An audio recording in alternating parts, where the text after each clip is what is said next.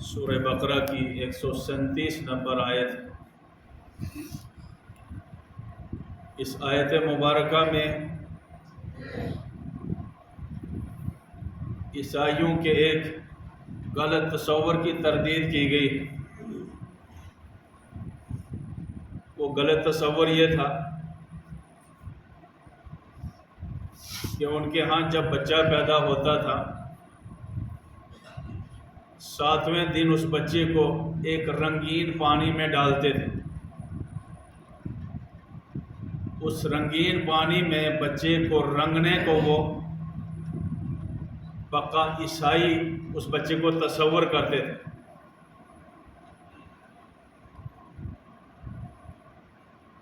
اللہ تعالیٰ نے ان کے اس عقیدے کی تردید کی۔ ان کا جو عقیدہ ہے، ایک اہم ترین عقیدہ ہے عیسائیوں کا بپتسمہ۔ جب کوئی آدمی عیسائی ہوتا ہے تو اس کو سب سے پہلے اس رنگین پانی میں اس کو ڈبکی لگاتے ہیں۔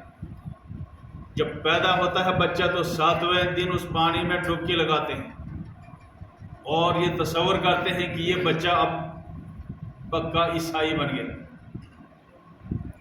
اللہ تعالیٰ نے اس آیت میں ان کے اس عقیدے کی تردید کی کہ یہ جو رنگ ہے یہ نہانے سے دھلنے سے دھل جائے گا، لیکن اصل رنگ ہے اللہ کی توحید کا رنگ، اصل رنگ ہے بہترین تربیت کا رنگ، اصل رنگ ہے انسان کے دل میں خوف خدا پیدا ہو، آخرت کی فکر پیدا ہو۔ اصل رنگ یہ ہے تقوی کا رنگ، پرہیزگاری کا رنگ، اور یہ جو تقوی اور پرہیزگاری کا رنگ ہوگا یہ کسی چیز سے دھلے گا نہیں۔ دراصل بچے کی پیدائش کا وقت بہت اہم ترین وقت ہوتا ہے۔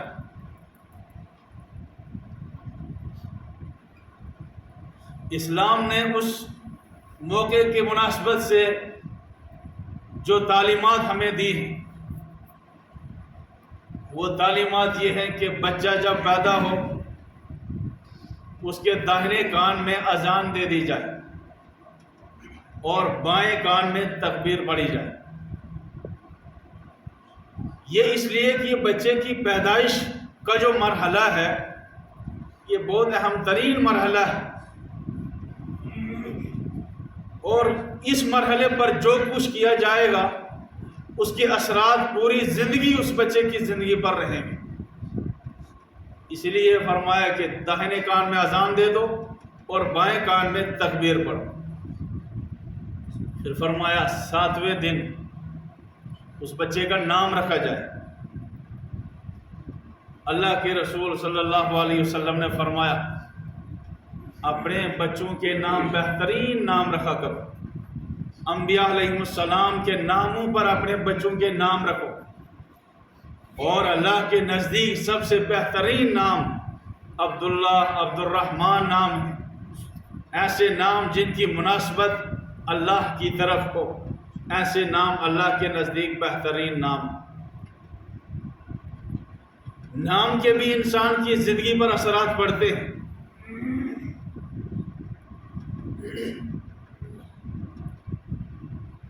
اسی لیے حکم ہے کہ بہترین نام رکھا کرو۔ جب حضرت حسن کی پیدائش ہوئی اللہ کے رسول صلی اللہ علیہ وسلم نے حضرت علی سے پوچھا علی بچے کا نام کیا رکھا؟ تو اللہ کے نبی میں نے بچے کا نام حرب رکھا۔ حرب کے معنی جنگ، یعنی یہ جنگجو بنے گا، یہ بہادر بنے گا۔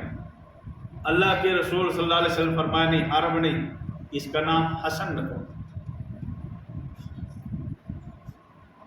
ایک شخص آئے اللہ کے رسول صلی اللہ علیہ وسلم کے پاس، اللہ کے نبی صلی اللہ علیہ وسلم فرمایا نام کیا ہے؟ کہا میرا نام حزن ہے۔ حزن کے معنی سختی کے، سخت دلی کے۔ اللہ کے رسول صلی اللہ علیہ وسلم فرمایا یہ نام بدلو، نام کو بدلو، تم سہل ہو، اپنا نام سہل رکھو، آسان رکھو۔ انہیں کہ اللہ کے نبی صلی اللہ علیہ وسلم میں اپنا نام یہی رکھنا چاہتا ہوں۔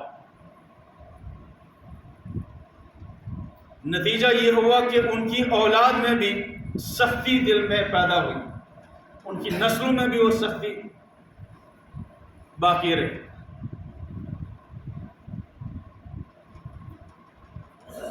تو پیدائش کے بعد جو مرحلے آتے ہیں، تربیت کے مرحلے آتے ہیں، وہ بہت اہم ترین مرحلے ہوتے ہیں۔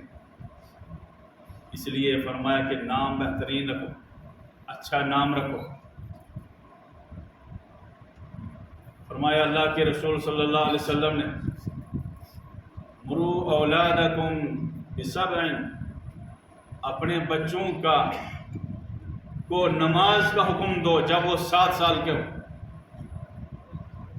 وَاضْرِبُوا عَلَيْهَا وَهُمْ أَبْنَاءُ 10، اور جب 10 سال کے ہوں اور وہ آپ کی بات نہ مانے، نماز نہ پڑھے، تو اس کو ہلکی پھلکی پٹائی کرو۔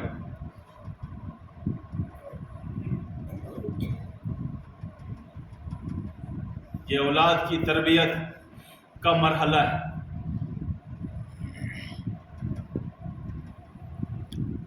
ہمارے یہاں ایک غلط فہمی پیدا ہوئی ہے ہمارے معاشرے میں۔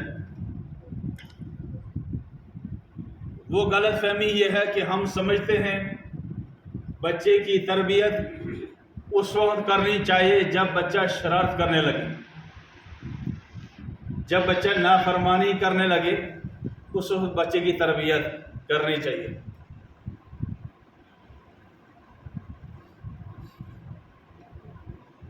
یہ غلط تصور ہے۔ بچے کی تربیت کا جو مرحلہ ہے وہ پیدائش سے پہلے کا ہے، اور وہ مرحلہ کیا ہے؟ وہ بہترین بیوی کا انتخاب ہے۔ حضرت عمر رضی اللہ تعالیٰ عنہ کا مشہور واقعہ ہے، ایک دفعہ مدینے میں گشت لگا رہے ہیں، ایک عورت کی آواز سنی جو اپنے بیٹی کو کہہ رہی تھی، بیٹی جلدی اٹھو اور دودھ میں پانی ملاؤ، روشنی ہو جائے گی، پھر امیر المومنین آئیں گے، پھر دودھ میں پانی نہیں ملا سکو گی۔ یہ جو ماں تھی یہ صحابی تھی، یہ اللہ کے رسول صلی اللہ علیہ وسلم کی تربیت یافتہ تھی، یہ لڑکی کو برائی کا حکم نہیں دے رہی تھی، بلکہ اس وقت کا ماحول یہ تھا کہ ماں باپ بچے کے تقوی کو پرکھتے تھے، اس کے اندر خوف خدا پیدا ہوا یا نہیں، اس کے اندر آخرت کی جواب دہی کا احساس پیدا ہوا یا نہیں۔ تو بچے کو آزما رہی ہے، لڑکی کو آزما رہی ہے، کہا بیٹی جلدی اٹھو اور دودھ میں پانی ملاؤ۔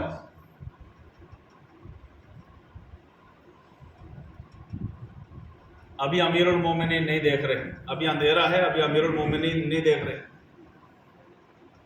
بیٹی نے کہا کہ امی جان امیر المومنین نہیں دیکھ رہے ہیں، لیکن ان کا رب تو دیکھ رہا ہے، لہٰذا میں یہ غلطی نہیں کر سکتی۔ تو یہ خاتون آزما رہی تھی اپنی بیٹی کو کہ اس کے اندر وہ خوف خدا، وہ تقوی پیدا ہوا یا نہیں۔ حضرت عمر رضی اللہ تعالیٰ عنہ نے صبح اس گھر کا نشان یاد رکھا اور صبح آدمی بھیجا کہ جاؤ اس گھر کا پتہ کرو، اس کا ذمہ دار کون ہے۔ معلوم ہوا کہ وہ عورت بیوہ تھی۔ حضرت عمر رضی اللہ تعالیٰ عنہ نے پتہ کرایا اور اپنے بیٹے کے لیے اس بیٹی کا رشتہ بھیجا، پیغام دیا کہ یہ نیک، پرہیزگار، تقوی شیار لڑکی ہے، لہٰذا اس کو ہم اپنے گھر میں لائیں۔ اپنے بیٹے کے لیے اس کا رشتے کا پیغام دیا، اور پھر انہی کی اس نسل میں حضرت عمر بن عبدالعزیز جیسے خلیفہ راشد پیدا ہوئے۔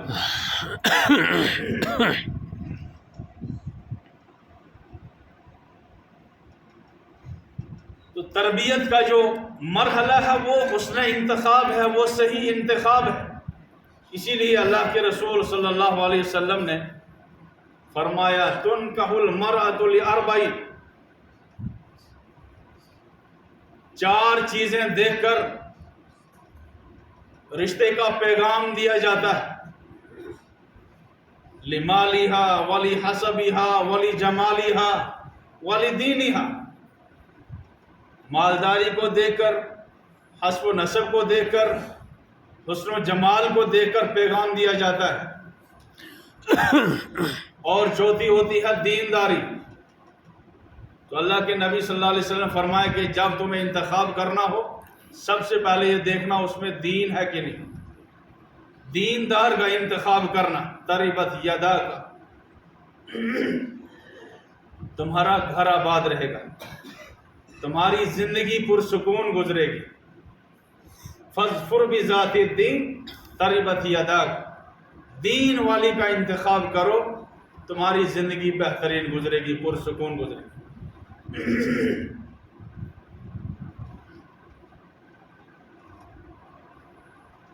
تو ہمارے معاشرے میں یہ غلط تصور پیدا ہوا ہے کہ بچے کی تربیت کا وقت ہوتا ہے جب بچہ بڑا ہو، جب شرارتیں کرنے لگے تب اس کی تربیت کرنی چاہیے،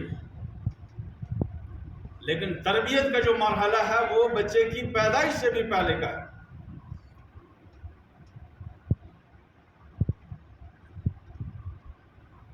ایک شخص گزرے ہیں نجم الدین ایوبی، ان کے بھائی کا نام تھا اسد الدین ایوبی۔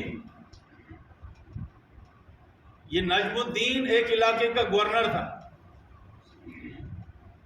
کافی عمر اس کی گزری اور یہ نکاح نہیں کرتا ہے۔ ایک دفعہ اس کے بھائی اسد الدین ایوبی نے اس سے پوچھا نجم الدین تم نکاح کیوں نہیں کرتے ہو؟ نجم الدین نے کہا کہ میں اس لیے نکاح نہیں کر رہا ہوں کہ میرے معیار کا جوڑا نہیں مجھے مل رہا ہے، مجھے اپنے معیار کا جوڑا نہیں مل رہا ہے۔ پھر کچھ عرصے کے بعد یہ گورنر نجم الدین ایوبی ایک اللہ والے کے پاس گیا، ایک بزرگ کے پاس گیا۔ اس سے پہلے یہ ہوا کہ جب اس کے بھائی نے اس کے پوچھا کہ نجم الدین تم نکاح کیوں نہیں کرتے ہو؟ کہا میرے معیار کا جوڑا مجھے نہیں مل رہا۔ کہا تیرے معیار کا جوڑا کیا ہے؟ کہا میں چاہتا ہوں ایسا مجھے جوڑا ملے جو مجھے میرا ہاتھ پکڑ کر جنت میں داخل کرے، اور دوسری شرط یہ ہے کہ نکاح کے بعد ہمیں ایسی اولاد پیدا ہو جو بیت المقدس کو فتح کرے۔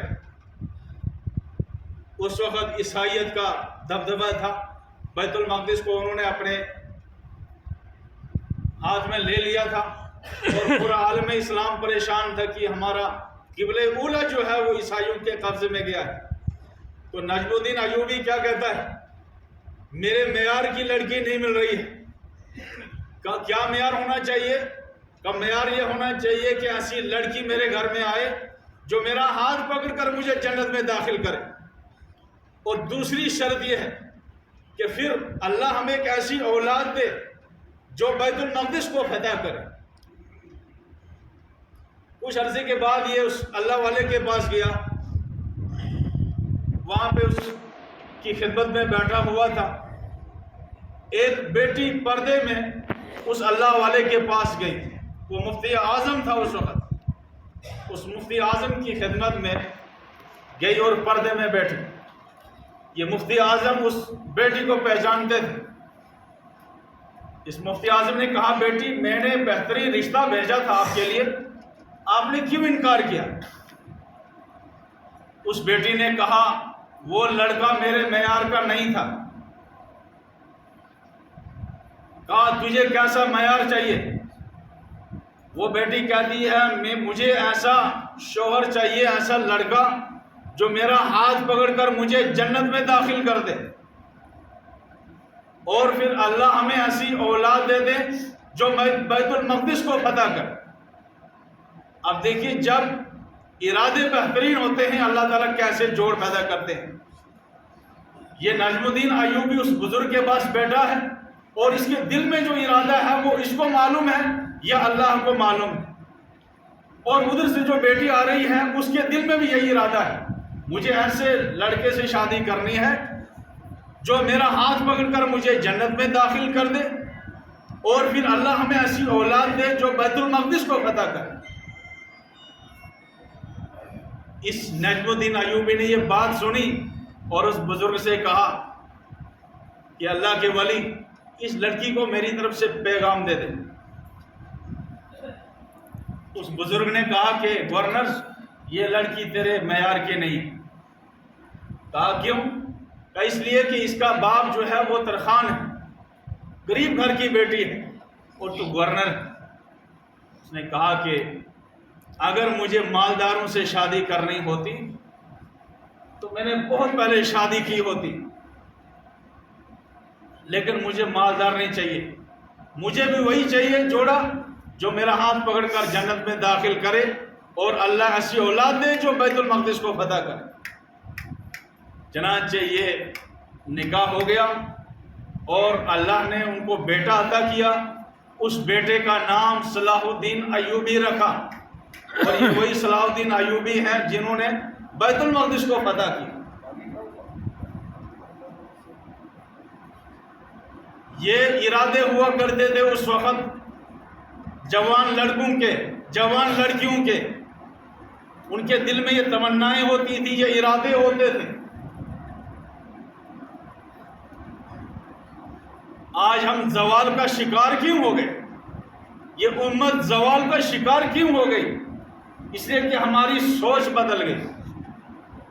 آج شادی سے پہلے ہی سوچتے ہیں کہ شادی کرنے کے بعد ہم ہنی مون کرنے کہاں جائیں۔ شادی سے پہلے ہی سوچتے ہیں کہ ہمیں جو ہے پائلٹ ملنا چاہیے جو ہوا میں اڑتا ہو۔ شادی سے پہلے یہ ارادے ہوتے ہیں کہ ایسی لڑکی کو گھر میں لانا ہے جو بدترین قسم کی دیندار ہو، جس میں کوئی دینداری کا نشان نہ ہو، سیکنڈ ڈائٹ استعمال کرتی ہو، خوف خدا نہ ہو، آخرت کی فکر نہ ہو، جس کی اخلاق بگڑے ہوئے ہوں، جو گھر میں آنے سے پہلے ہی علیحدگی اختیار کرے، جو ساس اور سسر کے لیے مصیبت بنے۔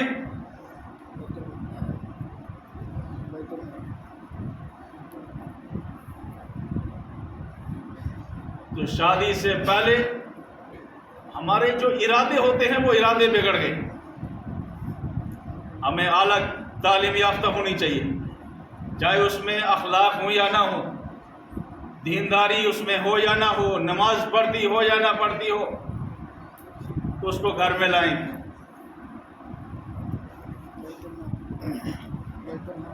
جس باپ اور جس ماں کے اخلاق خود بگڑ گئے ہوں، جن کو تربیت کی ہوا خود نہ لگی ہو، جو نماز سے دور ہوں، جن کی زندگی میں خوف خدا کا کوئی نشان نہ ہو، ان کے گھروں میں پھر صلاح الدین ایوبی کیسے پیدا ہو سکتے؟ آج ہم آپ سب یہ چاہتے ہیں کہ آج امت کو ایک صلاح الدین ایوبی ملنا چاہیے، صلاح الدین ایوبی ہمیں ملنا چاہیے، اللہ ہمیں صلاح الدین ایوبی دے دے، لیکن وہ ہوگا کہاں سے پیدا؟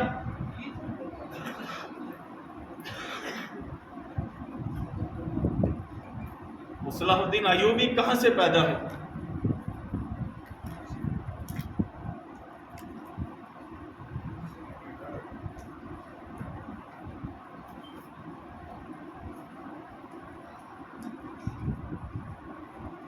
شیخ مجدد الفسانی رحمۃ اللہ علیہ، بہت بڑے اللہ والے،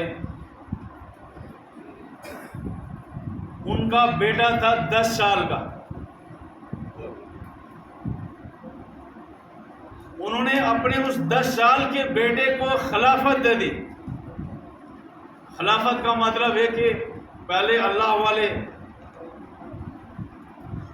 وہ تربیت کرتے تھے لوگوں کی، وہ اپنے شاگردوں کی تربیت کرتے تھے، 40 سال تک، 50 سال تک ان کی تربیت کرتے تھے، اور پھر ان کو خلافت دیتے تھے کہ اب تم آگے لوگوں کی تربیت کرو۔ مجدد الفسانی نے 10 سال کے بیٹے کو اپنی خلافت دے دی کہ تم اب لوگوں کی تربیت کرو۔ اب اندازہ کریں 10 سال کے بیٹے کو، 10 سال کے بیٹے کی کیا عمر ہوتی ہے؟ 10 سال کے بیٹے کو خلافت دی گئی، اس کی تربیت کب ہوئی ہوگی؟ اس کی اپنی تربیت کب ہوئی ہوگی؟ امام شافعی رحمۃ اللہ علیہ 13 سال کے تھے اور 13 سال کی عمر میں ایک محدث بن گئے تھے، حدیث کا درس دیتے تھے۔ 13 سال کا بیٹا حدیث پڑھا رہا ہے، دوسروں کی تربیت کر رہا ہے، اس کی اپنی تربیت کب ہوئی ہوگی؟ محمد بن قاسم 17 سال کی عمر میں ایک اسلامی لشکر کے ساتھ سندھ میں داخل ہوا ہے، 17 سال کا نوجوان، اس کی اپنی تربیت کب ہوئی ہو؟ تو یاد رکھیے، تربیت اس وقت نہیں ہوتی ہے جب بچہ شرارت کرنے لگے، جب بچہ نماز چھوڑنے لگے، جب بچہ گالی گلوچ کرنے لگے، تب سے تربیت کا ابتدا نہیں ہوتی ہے۔ تربیت کی ابتدا بچے کی پیدائش سے پہلے شروع ہو جاتی ہے، اور اس کے لیے سب سے بہترین انتخاب ہوتا ہے لڑکی اور لڑکے کا انتخاب، شادی کا صحیح انتخاب۔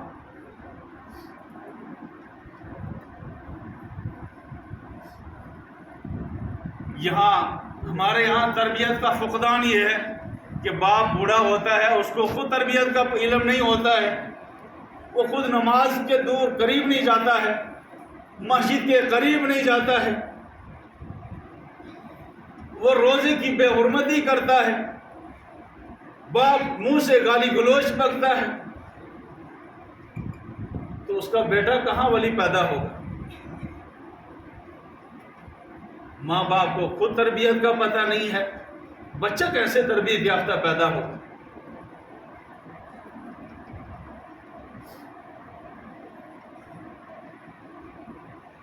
اور بچے کی تربیت کے سلسلے میں جتنے آج ہم بے حس ہو چکے ہیں، اس کا کوئی اندازہ نہیں۔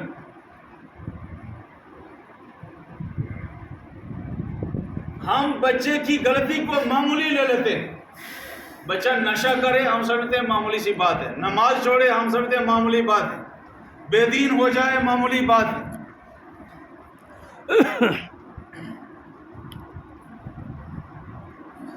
معمولی بات ہم اس کو سمجھتے ہیں۔ مفتی اعظم مفتی شفیع صاحب بیان کرتے تھے، واقعہ کہتے ہیں کہ ایک آدمی نے اپنے بیٹے کو باہر بھیجا پڑھانے کے لیے، اعلیٰ تعلیم یافتہ اس نے بنایا، اونچی ڈگری حاصل کی اور اونچی نوکری اس نے حاصل کی، اور باپ جو تھا وہ خود تہجد گزار تھا، 5 وقت کا نمازی۔ ایک دفعہ وہ باپ کہنے لگا کہ میرا بیٹا ماشاءاللہ بہت اچھا ہے، بہت اچھا اس کا کیریئر ہے، سوسائٹی میں اس کی بہت زیادہ عزت ہے، لیکن تھوڑا سا خراب ہو گیا ہے، تھوڑا سا بے دین ہو گیا ہے۔ کہنے لگے یہ ایسا ہی ہے جیسے ایک بستی میں ایک آدمی مر گیا، تو بستی والے یہ سوچ رہے تھے کہ یہ ٹھیک ٹھاک ہے، اس کو کچھ نہیں ہوا ہے، لیکن یہ حرکت کیوں نہیں کر رہا ہے؟ ایک ڈاکٹر کو لایا، ڈاکٹر صاحب ہماری بستی میں ایک آدمی بے حس پڑا ہوا ہے، سارا کچھ اس کا سلامت ہے، یہ چل کیوں نہیں رہا ہے، اٹھ کیوں نہیں رہا ہے؟ ڈاکٹر صاحب آئے، انہوں نے نبض دیکھی، پورا اس کا چیک اپ کرایا، تو ڈاکٹر صاحب نے اوپر سے نیچے اس کو نظر ڈالی، کہا یہ اوپر سے نیچے تک بالکل ٹھیک ٹھاک ہے، اس کے اعضاء بالکل سلامت ہیں، صرف تھوڑی سی اس کی روح نکل گئی ہے، باقی سب ٹھیک ہے۔ روح نکل گئی ہے، باقی سب اعضاء اس کے سلامت ہیں۔ وہی ہم سمجھتے ہیں کہ دین نکل گیا ہے، باقی سوسائٹی میں بہت اس کی عزت ہے، بہت تعلیم یافتہ ہے۔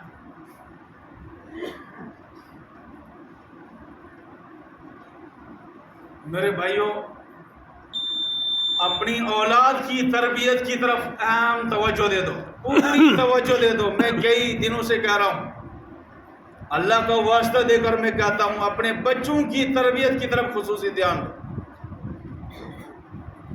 اس ملک میں ایک کفر کی اور ایک شرک کی سونامی آنے والی ہے، جو ہمارے بچوں کے ایمان اور عقیدے کو تباہ کر کے رکھ دیں گے۔ کفر اور شرک کی آندیاں چلنے والی ہیں۔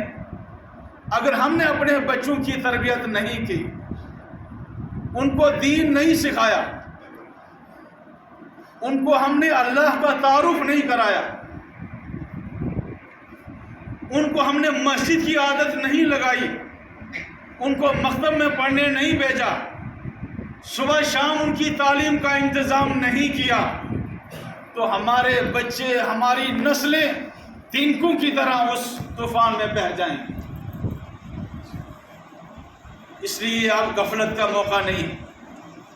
آپ خود دیکھ رہے ہیں روز بروز کیا کیا قوانین ہمارے سامنے آ رہے ہیں۔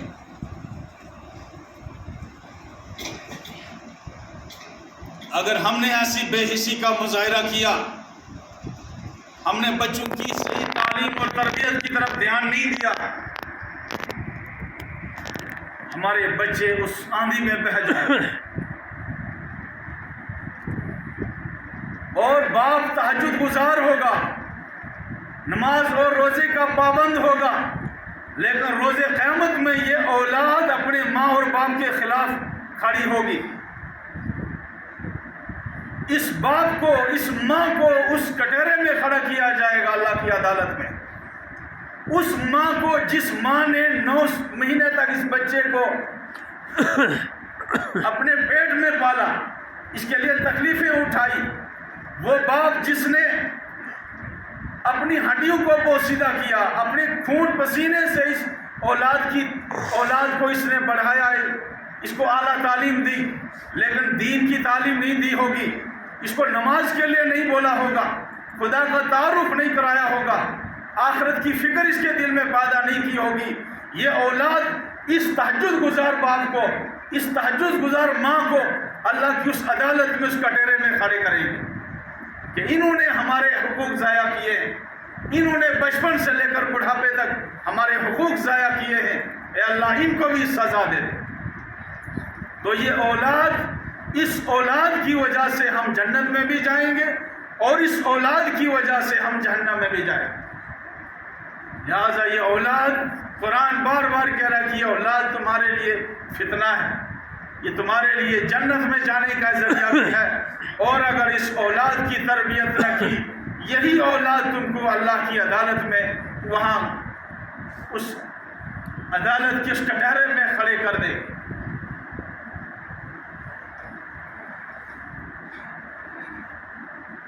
بڑا افسوس ہوتا ہے، ماشاءاللہ بڑے تہجد گزار بھی ہیں، عبادت گزار بھی ہیں، نماز میں بھی سب سے پہلے پہنچیں گے، لیکن تعجب ہوتا ہے کبھی اپنی اولاد کو نہیں کہتے ہیں کہ تم پر بھی نماز فرض ہے، تمہیں بھی مسجد میں جانا چاہیے، تمہیں بھی سچ بولنا چاہیے۔ ہم خود نماز میں پہلی صف میں ہوں گے، لیکن گھر میں ہم اپنے جوان بیٹے کو نہیں بولیں گے، جوان بیٹی کو اگر ہم نماز کا حکم نہیں دیں گے تو یہ ہماری تہجد ہمیں بچا نہیں پائیں گے، یا ہماری نمازیں اور روزے ہمیں بچا نہیں پائیں گے، ہمیں وہاں اللہ کی عدالت میں کھڑا ہونا ہوگا۔ لہذا اپنے اولاد کے ایمان اور عقیدے کی فکر کریں، ان کے دینی تربیت کی فکر کریں۔